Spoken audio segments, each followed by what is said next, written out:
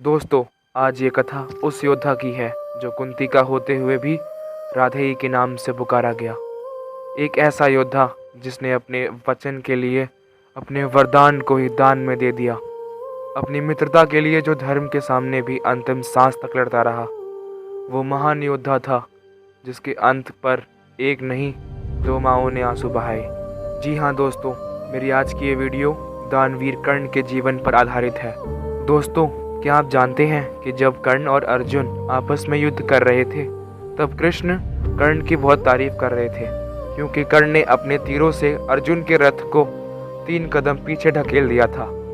इस बात से अर्जुन क्रोधित हो उठे और कृष्ण से पूछा कि माधव, आप कर्ण के साथ हैं या मेरे साथ? तो माधव ने हंसते हुए अर्जुन से कहा कि अर्जुन, अंगराज कर्ण तो एक मनुष्य है, फिर भी तुमने उनका रथ 7 कदम ही पीछे किया है, लेकिन तुम्हारे साथ रथ पर मैं बैठा हूँ। मैं तो जगत पिता हूँ और तीनों लोकों का स्वामी भी हूँ, फिर भी अंगराज कर्ण ने हमारे रथ को 3 कदम पीछे कर दिया है। ये बात सुनकर अर्जुन कुछ नहीं बोले और चुप रहने में ही अपनी भलाई समझी। दोस्तों, ये तो आप जानते हैं कि कर्ण कितने बड़े दानवीर थे।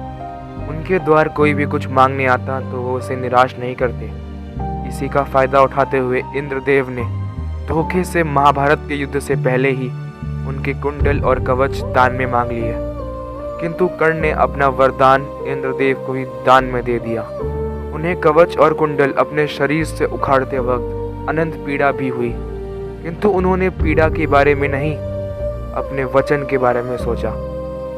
फ्रेंड्स, आप सब ये सोच रहे होंगे कि मैं आप सबको ये क्यों बता रहा हूँ। कर्ण के बारे में तो हम सब पहले से ही जानते हैं, लेकिन दोस्तों, मैं आज अपनी इस वीडियो में आपको कर्ण की 4 विशेषताएं बताऊंगा। कर्ण की पहली विशेषता, मित्रता निभाना। दोस्तों, जिस तरह कर्ण ने अपने मित्र के लिए अधर्म का साथ दिया, वो एक पाप नहीं पुण्य था, क्योंकि दुर्योधन ही था जिसने हजारों की भीड़ में कर्ण को उनकी जाति से नहीं, उनके पराक्रम से पहचाना और कर्ण को अंग देश का राजा बना दिया और उन्हें राजा बनाकर अर्जुन से भिड़ने का एक मौका दिया। कर्ण ने भी इस सम्मान को स्वीकार कर अपने मित्र दुर्योधन के लिए युद्ध में अपना पूरा जीवन न्यौछावर कर दिया। कर्ण की दूसरी विशेषता, शिक्षा के लिए रुचि। दोस्तों, कर्ण जब शिक्षा के लिए महागुरु द्रोण के आश्रम पहुंचे तब गुरु द्रोण ने पहले तो उनका पराक्रम देख उनकी बहुत वाहवाही करी, किंतु जब उन्हें ज्ञात हुआ कि कर्ण तो एक सूत पुत्र हैं, ये जानकर उन्होंने कर्ण को वहां से ये कहते हुए निकाल दिया कि एक सूत के हाथ में शस्त्र नहीं, केवल घोड़े की लगाम ही अच्छी लगती है। फिर इसके बाद अपना अपमान सहकर कर्ण द्रोण के आश्रम से चले गए।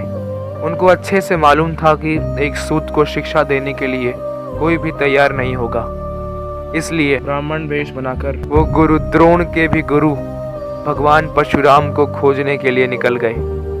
भगवान परशुराम को खोजना उतना ही नामुमकिन था जितना भूसे के ढेर में से सुई खोजना। कर्ण ने सभी कठिनाइयों का सामना करके आखिर भगवान परशुराम का आश्रम ढूंढ ही लिया और उन्हें खुद को शिक्षा देने के लिए मना भी लिया। कर्ण ने अपने गुरु भगवान परशुराम से अनेकों शस्त्र विद्याओं का ज्ञान लिया, वर्षों तक तप किया और एक श्रेष्ठ योद्धा बने, किंतु आखिर में जब सत्य सामने आया कि कर्ण एक ब्राह्मण नहीं, तो ये जानकर भगवान परशुराम ने ना चाहते हुए भी कर्ण को श्राप दिया कि जब कर्ण को उनकी शिक्षा की सबसे ज्यादा जरूरत होगी तब वे उसे भूल जाएंगे, और यही श्राप इस महान योद्धा के अंत का कारण बना। कर्ण की तीसरी विशेषता, निरअहंकारिता। ये भी कहा जाता है कि कर्ण जब अंग देश के राजा बनाए गए तब पहले उन्होंने इसका अस्वीकार कर दिया, किंतु दुर्योधन के लाख कहने पर उन्हें अपने आप को अंग देश का राजा घोषित करना पड़ा।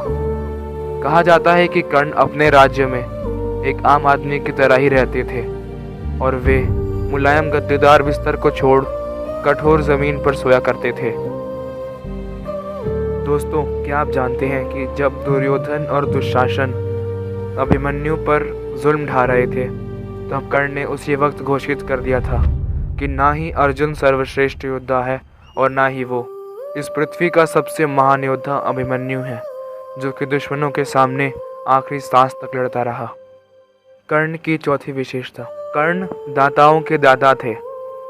उनसे बड़ा दानवीर आज तक ना हुआ और ना कभी होगा।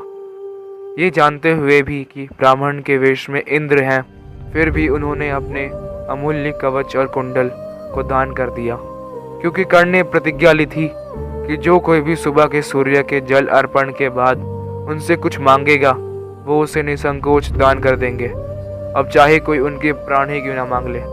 कर्ण ने इससे भी पहले कई अज्ञात दान किए, इसी कारण वो आज भी सबके प्रिय हैं और लोग उन्हें सम्मान से दानवीर कर्ण बुलाते हैं। दोस्तों, तो यह थी कर्ण की विशेषताएं। मैं आशा करता हूं कि आपको ये वीडियो पसंद आई हो।